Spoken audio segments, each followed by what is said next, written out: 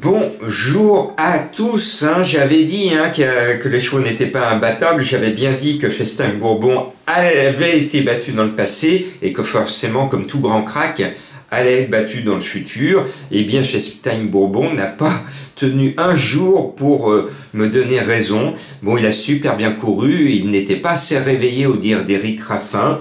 Et puis le cheval de Madame Colombo, je peux vous dire qu'elle m'a fait sa petite danse. On était en train de promener la Vivi Bonnebouille, notre petit chien, en regardant en direct le quintet, et elle a dansé son gagnant étonnant. Son cheval, ça fait 3 fois qu'elle vous donne étonnant, et il a gagné à 29 contre 1. Je sais qu'il y a beaucoup de fans de Madame Colombo. Pour ceux qui me découvrent, c'est une méthode très simple de Jean-Marc, c'est-à-dire vous prenez votre journal, vous regardez à gauche à droite, la première personne qui ne connaît rien aux courses, qui ne suit pas, vous lui dites, tiens, donne-moi un numéro. Cette personne, au hasard le plus pur, vous donne son cheval, vous jouez. C'est souvent un gros tocard, vous ne pouvez pas y croire parce que vous faites comme moi le papier, et puis finalement le cheval est là. Voilà, donc elle vous a donné le gagnant du jour à 29 contre 1. Et mon coup de cœur, Rebella Matters est 3e. On a passé une bonne semaine avec des courses qui se sont tombées, qui ont été logiques cette semaine, donc je suis confiant. Donc on y va à Cannes-sur-Mer avec un indice de confiance de 0 sur 5, parce que j'aimerais, notamment sur cet hippodrome, que ceux qui sont là pour vérifier les courses présentent leur démission, parce qu'il y a des choses qui leur ont échappé. Donc j'espère qu'ils vont se rendre compte qu'il y a des choses qui leur ont échappé, qu'il va falloir présenter leur démission pour laisser la place à d'autres, parce qu'il y a eu quand même des choses incroyables qui viennent de se produire. Je ne reviens pas sur cette affaire qui défraye la chronique des médias à scandale. Bon, alors je reprends ma passion parce que on va aller vers le futur. Vas-y Marty McFly, le numéro 2, c'est un cheval que j'aime bien, et avec la DeLorean, il va partir en flèche, il va passer au-dessus des obstacles et il va disparaître juste après le poteau pour aller voir ailleurs dans de meilleurs lots. Donc voilà, c'est un cheval que j'estime beaucoup, j'adore son nom, je suis très sensible au nom des chevaux, et j'adore la série du film Retour vers le futur. Je n'en ai pas manqué un seul, vous non plus, je le sais. Et pour ceux qui auraient raté cette série, vous faites des replays et vous allez voir ce film culte. Voilà, ensuite un cheval qui m'intéresse beaucoup, parce que vous vous en souvenez, l'année dernière, en fin d'année à Auteuil, je vous le donnais, j'étais chaud, et le cheval fait l'arrivée d'un quintet à très belle cote. Je lui reste fidèle, surtout qu'il a retrouvé son panache, de l'énergie. C'est un vieux de la vieille, il a 11 ans, c'est Clondon Sian, le numéro 5.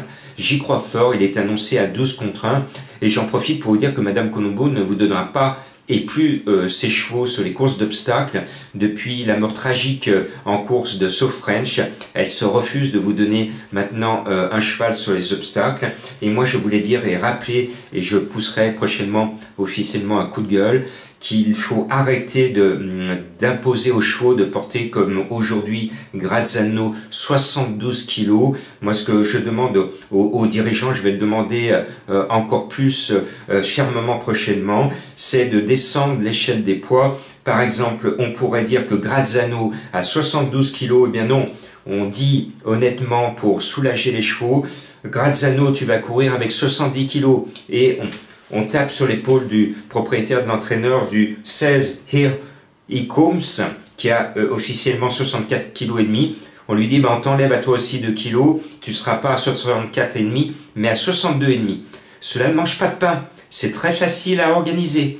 Maintenant, mesdames et messieurs les organisateurs de courses, il serait temps de respecter les chevaux et d'interdire des poids au-delà de 70 kg. C'est la demande de Jean-Marc, mais aussi la demande de beaucoup de turfistes qui sont de plus en plus sensibles à la cause et à la protection des chevaux et de la nature. Donc, baissez-nous l'échelle des poids en obstacle. Après, on va mettre le 4, My Boy, c'est le premier garçon de Fertillet, j'y crois. le cheval a tout pour lui. Et puis, si vous voulez construire un château en Espagne, j'ai trouvé une brique pour commencer. C'est ce qu'on appelle la première pierre quand on inaugure un programme. Et moi qui suis journaliste, j'en ai fait des premières pierres pour inaugurer des grands programmes, de grands projets. Eh bien, c'est le 11 briques. Briques, on le connaît bien. Généralement, dans les quintés de petites provinces, il est là. Cela tombe bien, c'est la petite province en bord de mer qui nous donne des envies de vacances en cette fin d'année. Ce 11 ne devrait pas vous décevoir. Et puis moi, je suis un fan de Yannick Foin, donc je m'impose à mettre le 3 Manti Saga, qui n'était pas son travail la dernière fois, mais on lui pardonne parce que les 2 coups précédents étaient excellents. Et moi, je pense qu'il faut le racheter. Et puis, il y a notre chouchou, notre gris-gris, notre grisou que l'on connaît par cœur sur la pointe des sabots. C'est le 9 Celtier, il crève l'écran. Si vous regardez la course à la télé ou dans vos jumelles, vous n'allez voir que lui pendant toute la course, avec sa jolie, très jolie robe grise, ce 9 Celtier, qui est le plus expérimenté de tous, c'est le plus riche de tous. Voilà, moi je l'aime bien, donc il mérite encore d'être là. Et puis il y en a un qui est toujours là, si vous regardez sa musique, toujours dans les 4. Il ne sort que pour nous faire gagner de l'argent.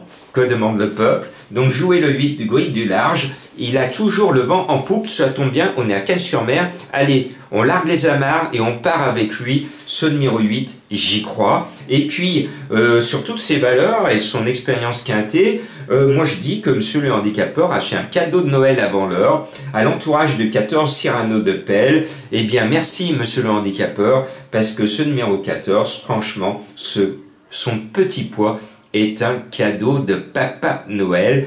Voilà, donc je suis heureux d'avoir vécu une belle préparatoire logique du Prix d'Amérique avec une certaine forme de surprise. Mais on a vu de grands champions, on voit les écarts à l'arrivée, on sent qu'il y a 3-4 chevaux qui ont vraiment la pointure d'un grand Prix d'Amérique 2022 et qu'ensuite il y a des chevaux qui sont très bons mais qui n'ont pas le talent d'un Festijn Bourbon ou d'un Étonnant. Et ça nous donne des envies d'un Prix d'Amérique 2022 plus ouvert que prévu finalement. Plus ouvert, on nous disait que c'était plié, que c'était FaceTime.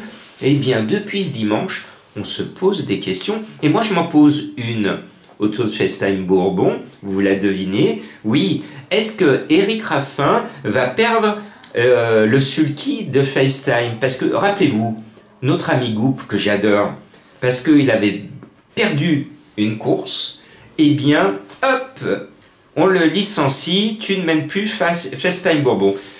Est-ce que les jours d'Eric Raffin sont menacés parce que son entraîneur, son propriétaire, pardon, il rigole pas quand FaceTime il est battu, donc je pense que il a dû se faire remonter les bretelles. Réponse du coup de colère du propriétaire, est-ce qu'il va faire le même coup qu'avec Goop? Point de suspension, accroche-toi Eric Raffin, accroche-toi, hein, t'as peut-être un petit parachute sur le dos.